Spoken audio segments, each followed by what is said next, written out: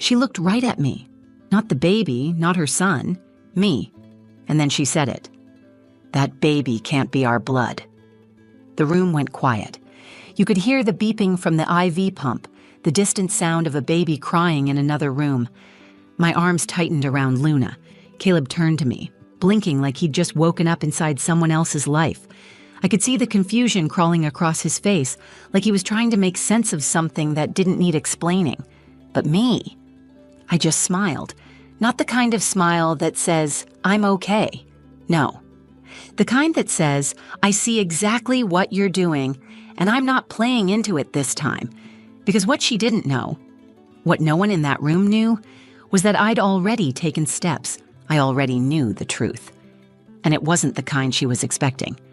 Then the door opened, and Ann walked the doctor, holding a manila folder, test results inside. And he said, "Actually, there's something you need to know." When Caleb and I first met, we were just two broke students sharing a library table at the University of Michigan. He had this nervous energy, always drumming his fingers on the desk, like his thoughts moved too fast for his mouth to catch up. I was the opposite. Observant, cautious, the kind of person who sits in silence until something important needs to be said. Maybe that's why we worked. He made me laugh. I helped him slow down. We balanced each other. After graduation, we moved to Chicago, got married in a tiny courthouse ceremony with my dad and my younger sister standing beside us. Caleb's parents didn't come. Vivian said it was too rushed, and that a real wedding should wait until the Monroes could plan it properly. But we didn't wait. Love doesn't always wait. I'd be lying if I said her disapproval didn't sting. She never yelled, never called me names. No, Vivian's weapon of choice was silence. Cold, calculated silence. And when she did speak, it was always loaded. "Are you sure this is the best you can do, Caleb?" Or, "She seems emotional. Isn't stability important in a marriage?" Still, we tried. Every holiday, every birthday, we invited her. Sometimes she showed up, sometimes she didn't. Caleb always said, "She'll come around." I wanted to believe that. When we started trying for a baby, it felt like a fresh chapter. We were hopeful, maybe even naive, but then came the first miscarriage, and the second.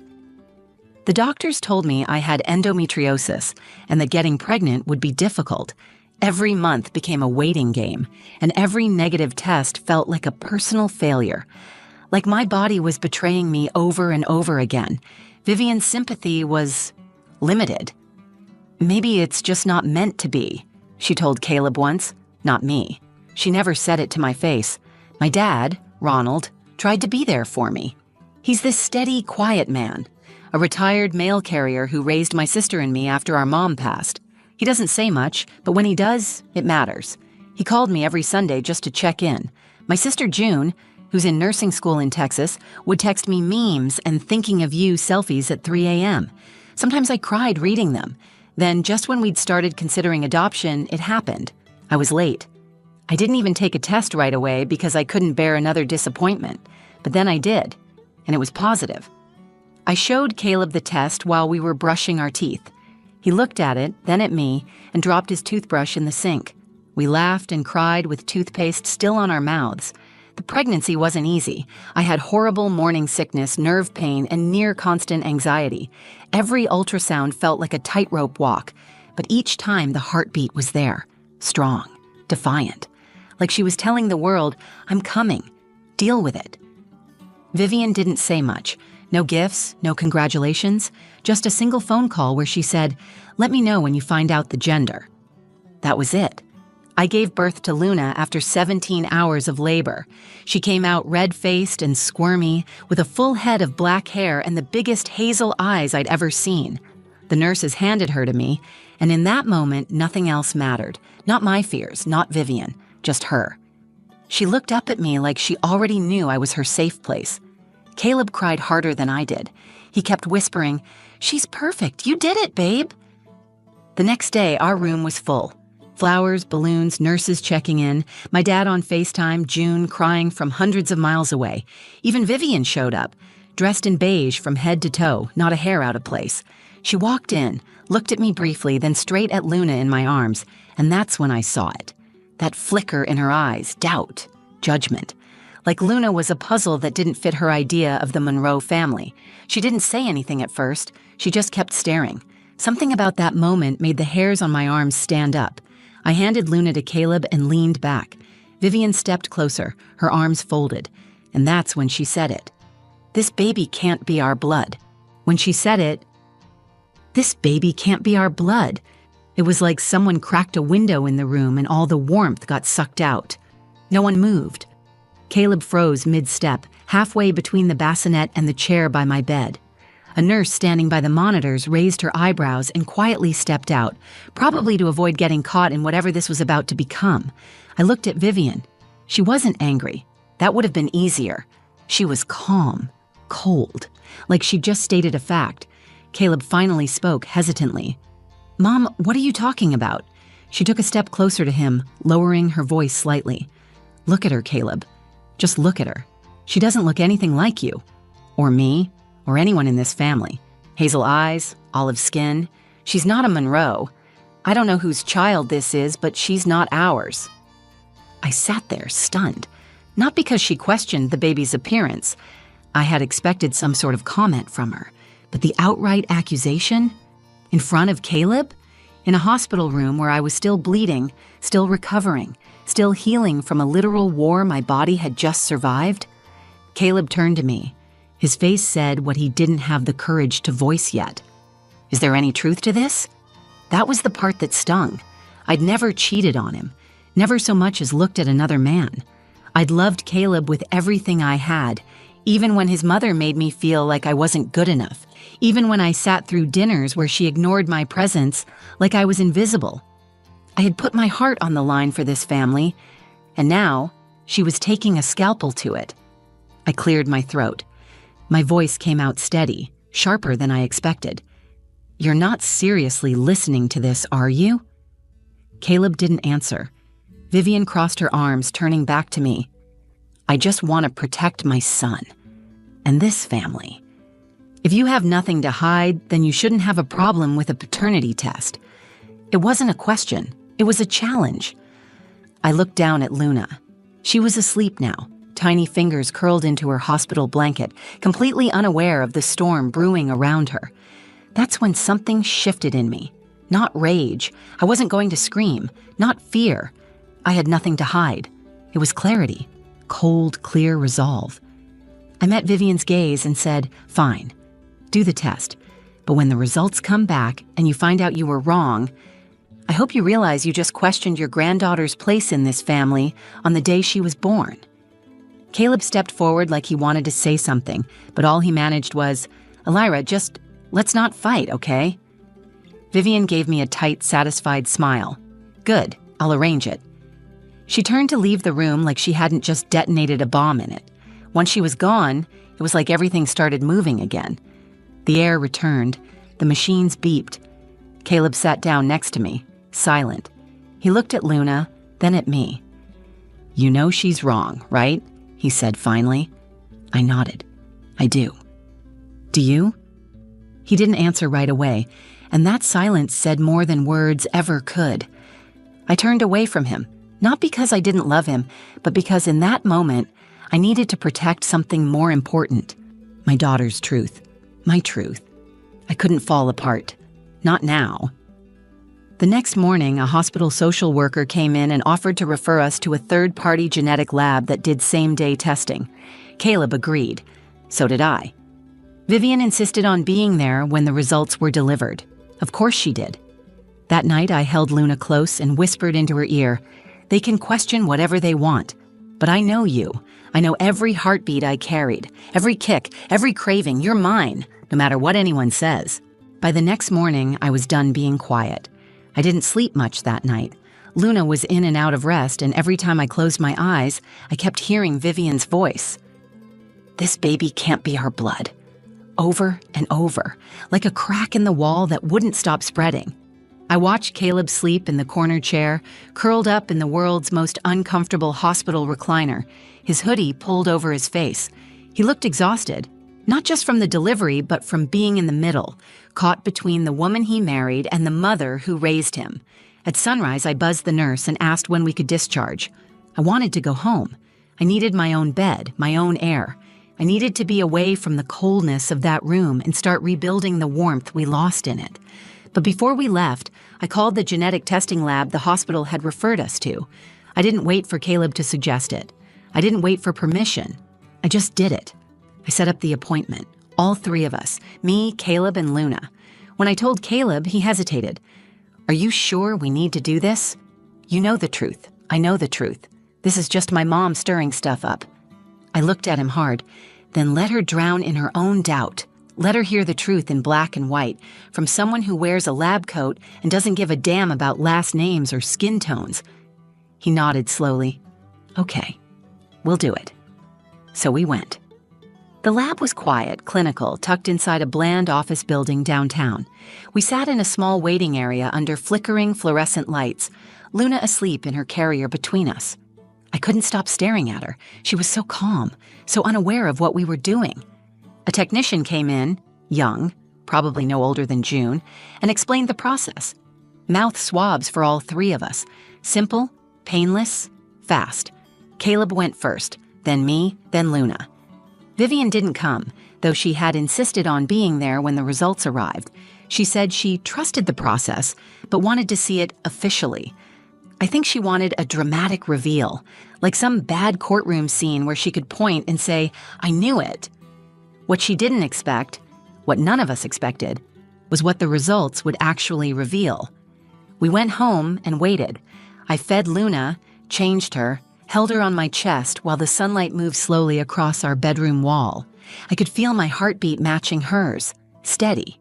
Sure, I wasn't scared. I was tired, not of motherhood, not of proving myself, just tired of the fact that this moment even had to exist. 2 days later, we got a call from the lab. Results were in. Caleb answered, then handed the phone to me. His hands were shaking. They told us to come in person to review everything. "There's a secondary finding we need to explain in person," the woman said. "Secondary finding?" I felt something tighten in my chest, but I nodded. "Okay, we'll be there." Vivian insisted on coming this time. She showed up at the lab 15 minutes early wearing sunglasses indoors, like this was some red carpet scandal she was about to uncover. I didn't say a word to her. Caleb gave her a half hug out of habit, and we all walked in. The same technician greeted us, this time joined by a genetic counselor. That detail alone sent a shiver up my spine. People don't bring in specialists unless something's not simple. We sat in a tiny consultation room, all four of us. The technician opened a folder. I watched her hands, calm, precise, as she flipped through the pages. She looked at us and said, "We have your results, and yes, Luna is Caleb's biological daughter. No doubt. Gusibgu jom gugugugu posentu mechi." I exhaled. Caleb blinked and looked at his mother. Vivian's face didn't move. No apology, no reaction, just stone.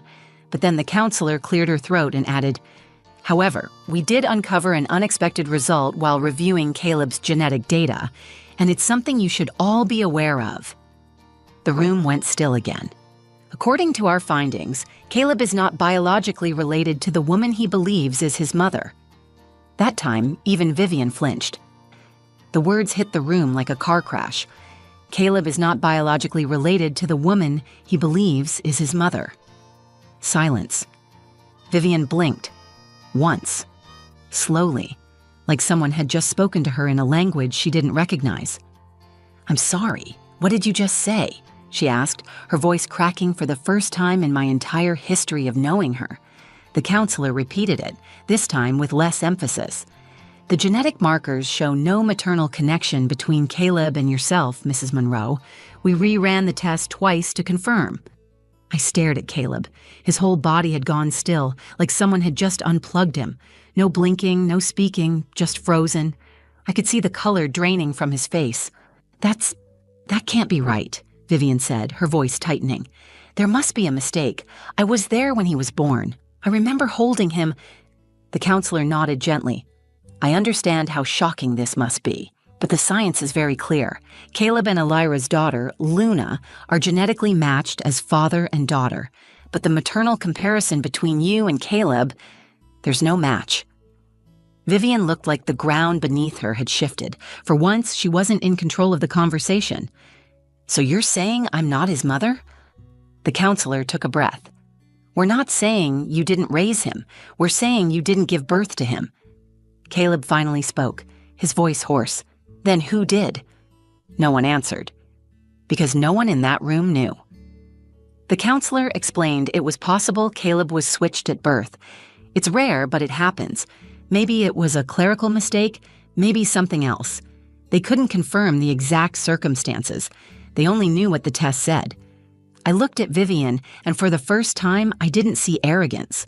I saw confusion, grief, maybe even fear, and it hit me. This wasn't just a twist in my story. It was a fracture in hers. "All this time," Caleb muttered, staring at the floor, "you raised me, and I'm not even your—" Vivian stood up suddenly. "Don't you dare finish that sentence. I don't care what that paper says. I am your mother. I raised you. I loved you. I held you through chickenpox and soccer injuries and heartbreaks. I gave you my life." Her voice cracked at the end. Caleb looked up at her, tears in his eyes. "Then why did you try to tear mine apart?" Vivian said nothing, and I finally spoke. "Luna is yours whether you like it or not.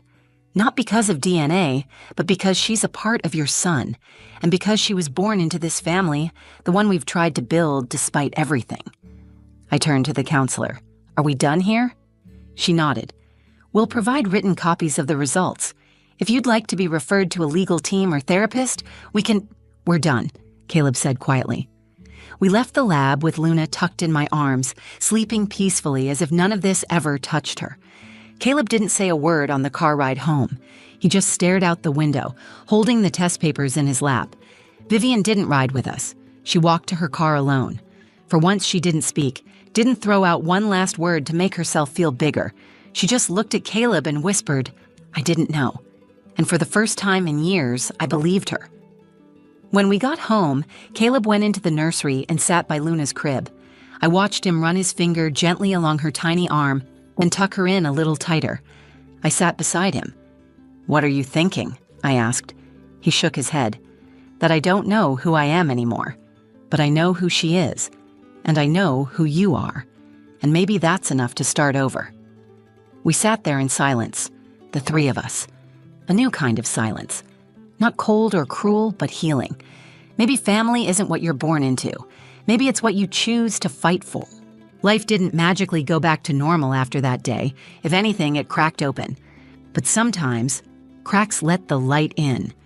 The days after the DNA results were strangely quiet. No more texts from Vivian, no calls, no comments. Caleb didn't push it. I didn't either. It was like something broke between them, something unspoken and sacred, and neither of them knew how to pick up the pieces. But I wasn't focused on her anymore. I had a daughter now, a tiny, bright-eyed miracle who changed everything. Every soft coo she made, every middle-of-the-night feeding, every sleepy smile reminded me that this was real, not tests, not accusations, not bloodlines, her. I remember sitting in the nursery one evening, holding Luna while the sound machine played Ocean Waves. Caleb stood in the doorway, holding 2 mugs of tea. "She looks like you when she sleeps," he said quietly. I smiled. "You think so?" He nodded, walking over and sitting beside me. Same forehead crease, same stubborn little chin. He paused, looking down. "I don't know who my biological mother is. I don't even know if I want to know, but I do know this. You never once made me question if I belonged to you. Not once." That meant more than he probably realized. We didn't talk much about Vivian after that. She reached out once. An email. 3 paragraphs. Half apology, half explanation. She wrote that she was sorry for doubting Luna's place in the family, but that she was shaken by the test and needed time to process. I read it. I didn't reply, because I was also processing. Not just what happened, but everything that led up to it. The years of trying to fit into a family that measured love by similarity. The way I'd bent myself into smaller shapes just to be tolerated. And the moment I finally stopped, the moment I stood up for my daughter, for myself, the truth came out. Funny how that works. I started seeing a therapist a few weeks later, not because I was falling apart, but because I wanted to understand why I let myself hold on to someone else's approval for so long. It was hard, but it helped. I realized Vivian wasn't the root of my pain.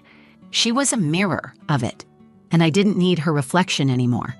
Caleb and I grew stronger, not right away. There were long talks at 2 a.m., quiet dinners with more silence than words, and moments where the weight of everything nearly split us.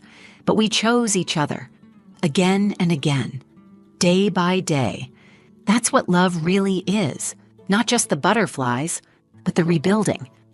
My dad flew in to meet Luna when she was 3 months old. He held her in his big, calloused hands like she was the most delicate thing he'd ever touched. "She's got your eyes, kid," he said, "and your fire." June sent us a scrapbook she made by hand, full of photos, notes, and affirmations. On the cover, she wrote, "Family isn't blood. It's proof." I hung it on the nursery wall. Vivian hasn't met Luna again. Maybe one day, maybe not. But I don't lose sleep over it, because now I know you don't need someone's approval to be whole. You don't need their permission to love, to parent, to protect. You just need truth and heart and the courage to hold your ground even when your world tilts. And that's what Luna gave me. The moment she arrived, she gave me a reason to stop shrinking. I look at her now. One hand always curled into her blanket, those bright hazel eyes exploring everything. And I feel a kind of peace I never thought I'd earn. This is my family. It's not perfect. It's not traditional. But it's ours. And no one can take that from me. If this story moved you, even just a little, I'd love to hear your thoughts. Have you ever had to defend your truth when no one else believed you? Drop a comment below. I read everyone. And if you felt something while listening, if this reminded you of your own journey or gave you a new way to see family, please give the video a thumbs up. It helps more than you know. Share it with someone who needs to hear that blood isn't the only thing that makes a family. And if you're new here, or just passing through, hit that subscribe button. I've got more stories coming, real ones, raw ones, about love, identity, motherhood, healing, and the messy, beautiful ways life surprises us. Thanks for watching. And remember, your truth is never something to be ashamed of.